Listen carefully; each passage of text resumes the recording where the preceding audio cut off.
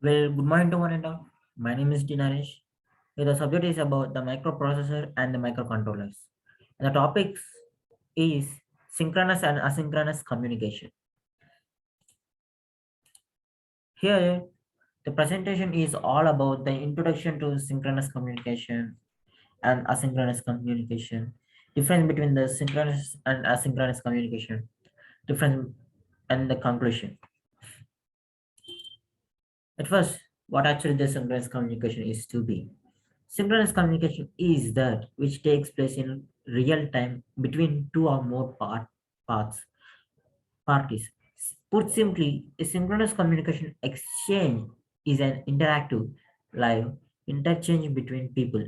If you have ever attended a conference call or indeed any phone call or a video conference, you have engaged in synchronous communication. The nature of any synchronous type of communication necessitates an immediate response. That's what actually the synchronous communication is known to be as. Here, basically, the synchronous communication have few benefits, and those are to be. It's fair to say communication that takes place in real time lends itself to building more authentic connections, more so than the fragmented back and forth of the asynchronous communications. Business that adopt a synchronous culture may see the benefits of a tight knit effective team, brainstorming, team building events, one to one sessions, remote onboarding, complex project discussions. These were all these how many these five were the examples that are involved the synchronous communication. Not only these five, we can see some few other examples that are to be involved in the synchronous communication. And the next slide is about the related examples, not only the past example. Here we have the furthermore examples for the synchronous communication. Students expected to work in groups may be advised to use instant messaging as support for getting to know each other, exchanging ideas, and planning tasks. An instructor who wants to present concepts from the literature in a simplified way might give an online lecture in the particular site. This it was an example for the synchronous communication. Here, at, la- at last, we are discussing the asynchronous communication. Here, this word asynchronous communication is quite opposite to the synchronous communication. Let's discussing this asynchronous communication is any type of communication where one person provides information and then there is a time lag before the recipients take in the information and offer their responses. Simply put, asynchronous communication is communication that doesn't happen in real time. For example, on the phone, in person, or during a live video conferencing meeting. For instance, in the above example, your coworker is busy and can't properly comprehend the information you are providing when you visit her desk. Instead, she asks you to segue into some form of asynchronous communication. This is quite a bit example for the asynchronous communication. Here, let's discuss what actually the benefits involved in the asynchronous communication. Here, it promotes deep work and leads to greater productivity, less burnout, less stress, greater options for your team, remote team, encourages proactivity, increased transparency.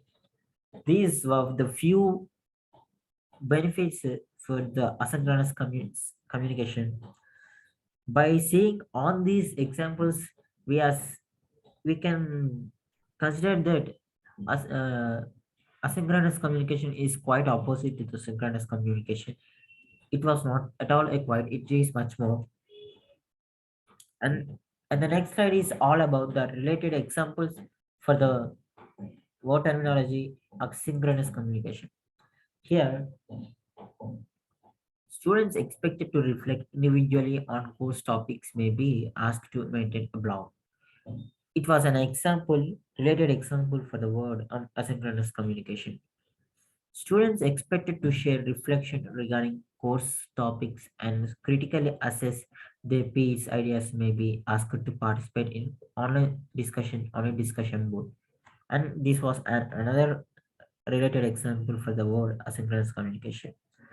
Well, we are discuss what actually the synchronous communication is to be, what actually the asynchronous communication and the benefits for the synchronous communication, benefits for the synchronous communication, and few examples also I am told that about what actually the synchronous communication examples. Not only that, but also asynchronous communication examples. Now let's discuss the difference between this asynchronous communication and synchronous communication. Here, this asynchronous communication means participants of participants of discourse don't have to respond immediately with synchronous communication. Conversation happen instantaneously rather than fragmented conversational snippets of email or online chat. Asynchronous communication might take place while communications channels such as ring central messages, email exchange, email exchanges, or messaging via a project management tool such as Trello or Asana. Synchronous communication might take the form of video meeting or a phone call to a colleague on a mobile device. Essentially, in synchronous communication, participants are present and are expected to respond almost instantly, whereas with the asynchronous communication, they have a little time to address their correspondence and craft a response. That's what actually the difference between the asynchronous communication and the synchronous communication. And we discuss the examples, related examples for the word asynchronous communication and synchronous communication.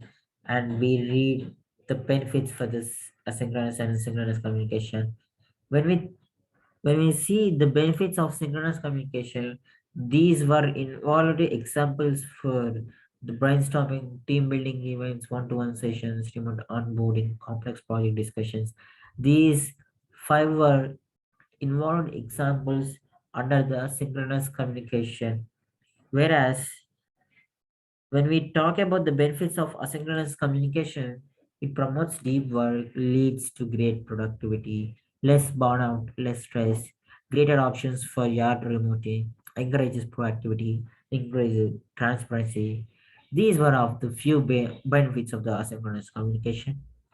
And we discussed it based on the content about what actually the synchronous communication is to be and what actually the asynchronous communication and related examples and benefits of it. And at last, we can conclude it by the conclusions like here the communication in relation to participation based on this based on this mind map we can clarify what actually the synchronous and asynchronous or what terminology. Here, the cognitive participation and the personal participation. Followingly, respectively, these were examples for the synchronous and synchronous communication. Here, it increases reflection and ability to process information, whereas the personal participation leads to the increased arousal motivation and convergence on meaning. These were actually under the synchronous communication and asynchronous communication, respectively. That's what that's what the synchronous communication and asynchronous communication are to be, and a few examples we have read and benefits of the synchronous and asynchronous more terminology, and we discussed the difference between the synchronous and asynchronous communication and cognitive participation. What actually the cognitive participation is meant to be, personal participation is meant to be. Thank you. Thank you all.